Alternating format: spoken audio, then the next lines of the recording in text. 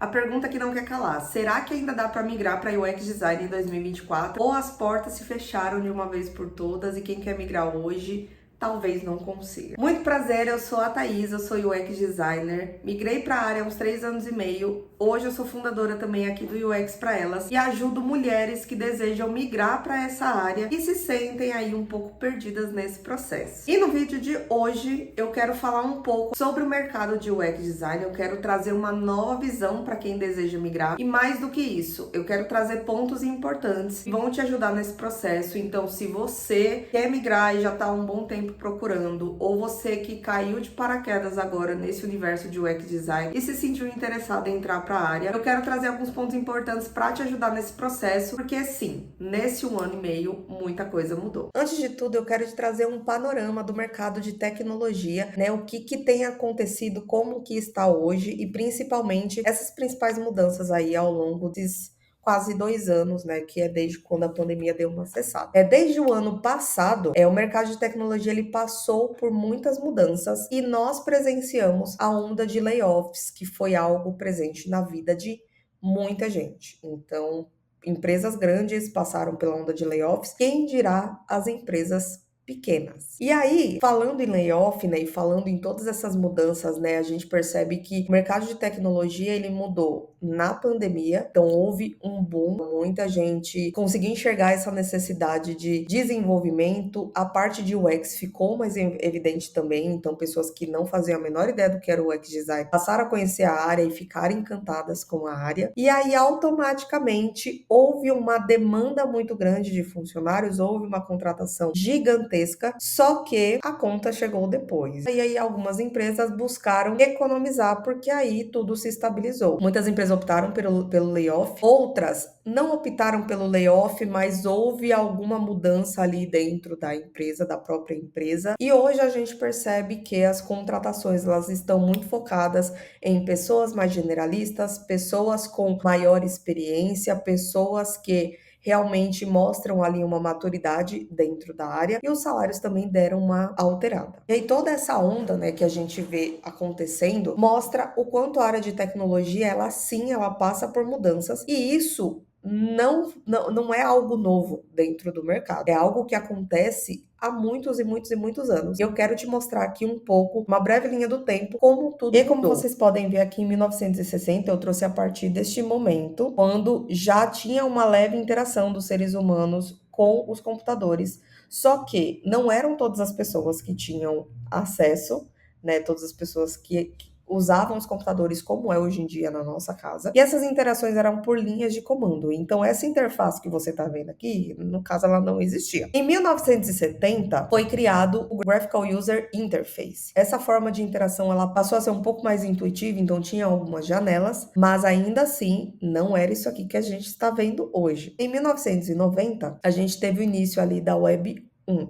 Essa fase foi quando tínhamos as interfaces mais estáticas, então você conseguia ver informações, notícias, muitas coisas que você precisaria pesquisar numa biblioteca, por exemplo, você já conseguia fazer no computador. Em 2000, já teve um boom gigantesco, que foi as ondas de redes sociais, blogs. Muito web designer começou nesta geração, nesta época. Então foi uma fase de pessoas que já tinham um pezinho em tecnologia que viram uma grande oportunidade, porque muita empresa começou a procurar e contratar web designers para fazer os sites, os famosos sites que a gente está tão acostumado hoje. E aí, naquela época, eu não me lembro, não sei você aí do outro lado, mas eu não me lembro de falar de UX designer.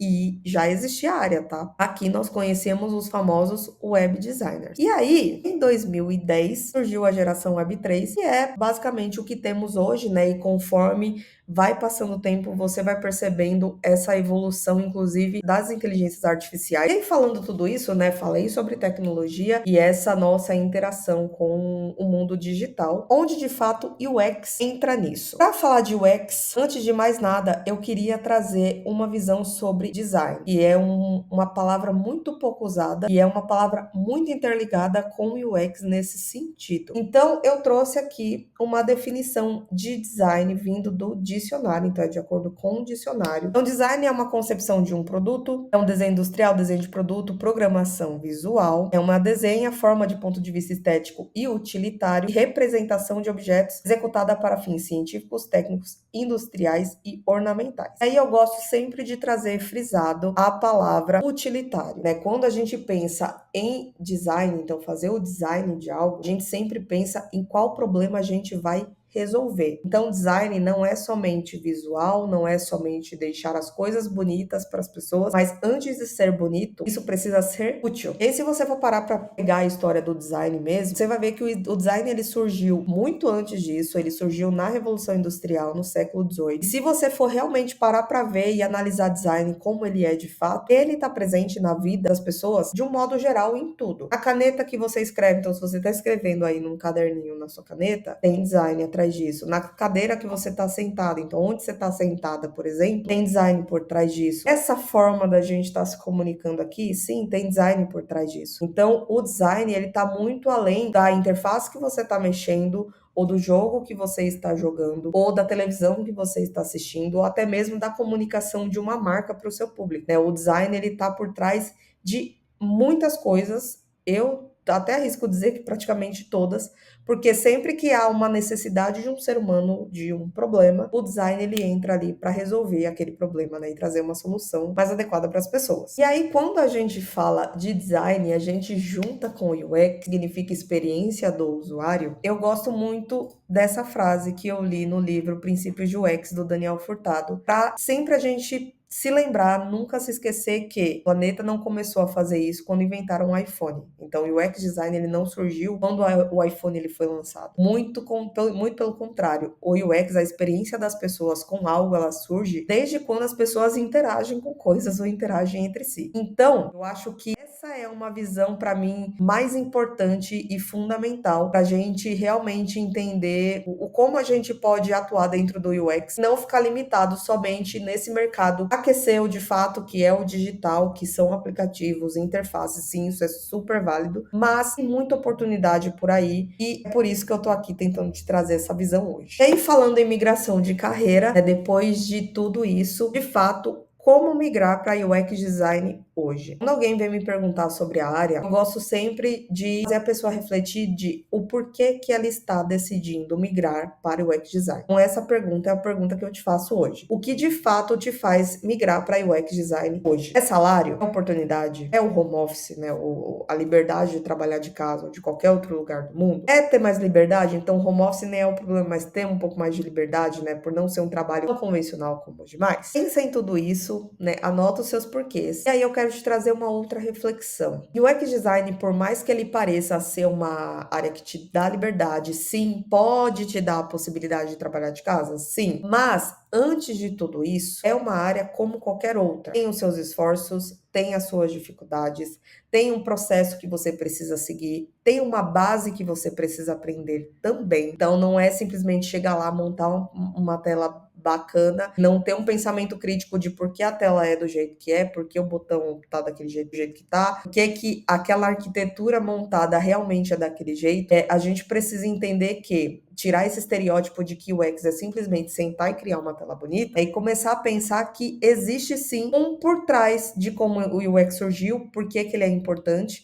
pra gente acabar não se frustrando. Porque eu vejo muita gente entrando nesse mercado com as expectativas lá em cima e na hora que elas vão ver a realidade, essa realidade não bate com as expectativas que elas criaram. Aí, pensando num começo, uma frase que eu gosto de falar muito pra mim, pros meus amigos, que todo mundo que tá à minha volta, né? Quando você quer coisas, quando você almeja coisas, eu sempre falo pra mim, tudo não terá. Às vezes a gente precisa enxergar os prós e contras das coisas. É o que é possível pegar hoje, o que é possível pegar amanhã. Então, hoje, se o seu desejo é trabalhar com UX porque você se identificou com a vaga, talvez o home office não chegue pra você agora. Mas se você entrar no mercado e entender o que é UX e aí falar realmente é isso que eu gosto, pegando experiência, você consegue um home office amanhã. Ou, ah não, eu quero salário. Salário é uma coisa que me chamou muita atenção. E aí você vai estudar UX, se identificou com a área, você gosta, você simpatiza com a área e acha que o salário ele é adequado com aquilo que você espera, ok. Mas talvez você não consiga começar com o salário que você almeja. E aí talvez você tenha que aceitar algo mais baixo, porque é isso que vai acontecer realmente se você é júnior. E lá na frente, depois de dedicação, esforço e tudo mais, aí você consegue aumentar o seu salário. Esses são alguns exemplos que eu tô te trazendo para te lembrar sempre que o começo ele é difícil, mesmo com o mercado aquecido, não foi tão simples assim. Teve sim os seus desafios, teve sim os seus medos, as suas inseguranças, os seus problemas, os seus nãos tomados, até chegar no seu sim. Então, esse é um dos pontos que eu queria deixar bem frisado com vocês. Então, se você ainda está aqui e está disposta a migrar de área, apesar de todos os desafios que vêm por trás, vai aí algumas dicas muito importantes para te ajudar nesse processo. A primeira dica, eu acho que é dica de ouro e é válido para todo mundo que deseja começar qualquer coisa na vida,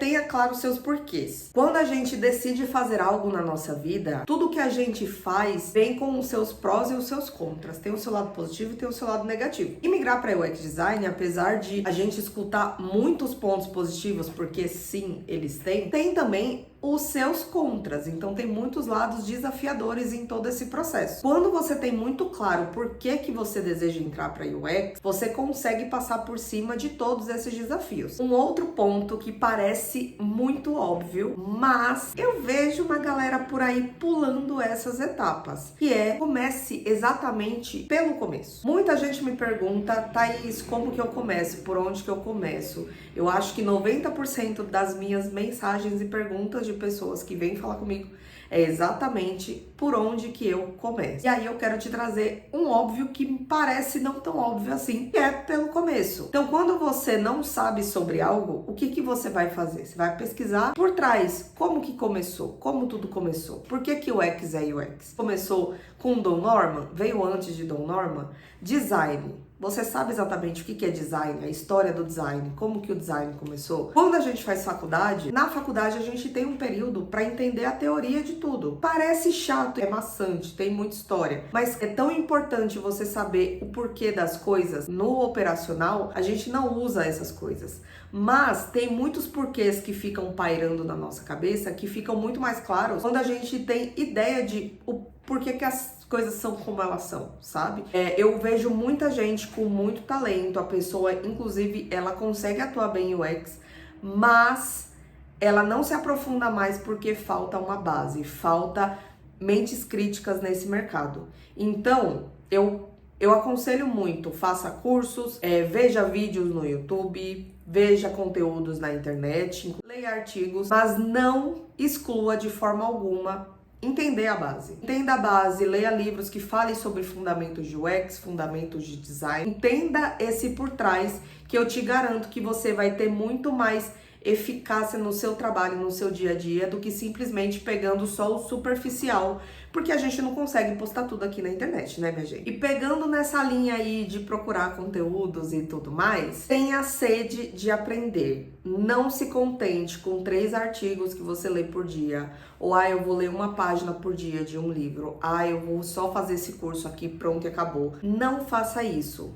Tenha sede de aprender. Todos os dias você vai precisar ler alguma coisa, você vai ficar por dentro, tem que ficar por dentro ali de tecnologia, mas muito mais do que isso. Nós, UX designers, nós temos uma gama de possibilidades dentro da área. Então não se limite só a tecnologia ou a produtos digitais, porque o UX em si, ele pode ser usado em diversas vertentes, gente. Tenha um olhar atento pro mundo, como que o mundo está funcionando, como que as empresas estão funcionando. O digital também? Claro, o digital também ele é super válido, mas tenha uma mente aberta. E por que eu falo isso? Nós trabalhamos com inovação, e a inovação ela não está presente só em tecnologia ou em produtos digitais. Você pode inovar de diversas formas. Eu acho que essa é uma das gamas da nossa profissão que ainda são muito pouco exploradas e que, se você for parar para ver, vai te abrir muitas possibilidades. E aí, falando em vagas, se você é amante de LinkedIn, adora passar o dedo ali na rede social e fica fuçando ali o que o pessoal posta e tudo mais, pega essa energia e veja as vagas. Ver as vagas, o que as vagas estão pedindo, quais são os requisitos mais solicitados. Você consegue ver um padrão ali de informações que são colocadas. E hoje em dia eu sinto, né, vendo ali nas vagas, nas minhas consultas, que as empresas elas estão um pouco mais conscientes com relação ali os pré-requisitos exigidos ali pela nossa área. Dá uma olhada no que elas mais pedem, nas habilidades, além dos pré-requisitos ali que eles exigem, tem a parte de habilidades também, soft skills que a gente chama, né? E você consegue ver ali o que eles exigem, para você ficar por dentro de o que a gente atua, como que a gente atua. Se você não tem muito claro aí o que um UX designer faz, é um bom caminho para você saber ali o que você precisa estudar. E aí você vai complementando com os seus estudos e fica por dentro ali do que o mercado exige. Uma outra dica muito importante é para quem está começando, por mais que você já tenha bem claro a área que você deseja atuar mais, né, seja com somente interface, ou somente com pesquisas, ou somente com writer, no começo, tenha em mente que você vai conseguir muito mais oportunidades sendo generalista. Então, talvez você precise ser generalista no começo, para você, inclusive, se inserir no mercado. E depois, você pensa ali na parte de ser mais especialista em algo. Por que eu digo isso? Porque o mercado hoje ele exige pessoas mais generalistas. Você olhar no LinkedIn, a maior parte das vagas ali são generalistas, então eles vão pedir sempre todo o processo. Talvez tenha mais foco em UI? Talvez sim, mas se garanta, seja mais generalista para você conseguir se inserir no mercado. Então é isso, gente. Eu espero ter clareado aí a mente de vocês. Eu acredito muito que o UX Design ele tá passando por transformações. A gente veio de um boom muito frenético, então muitas pessoas conseguiram empregos muito rápidos, inclusive. Esse boom, eu acho que trouxe uma visão muito... Ok, o UX é fácil, é para todo mundo. Mas não, ele não é tão simples assim. E ele veio agora com esse equilíbrio, né, das vagas, elas realmente serem mais criteriosas ali com os profissionais, serem mais criteriosas ali com os portfólios. Então, isso não significa que você não vai conseguir. Talvez você tenha que ter um pouco mais de paciência, um pouco mais de estratégia, aprender a se autoanalisar com mais assertividade, então não com aquela autopunição, mas ser mais assertiva com relação às suas apresentações e, consequentemente, sempre aprimorar os seus estudos, porque uma hora vai, gente. Então, tenham paciência, tenham estratégia, tenham foco e saibam dos seus porquês, porque é aquilo que eu falei no começo. Quando você sabe por que você tá aqui, você tá fazendo o que você está fazendo, você consegue passar por esses desafios. Então é isso, um beijo e até o próximo vídeo. Tchau!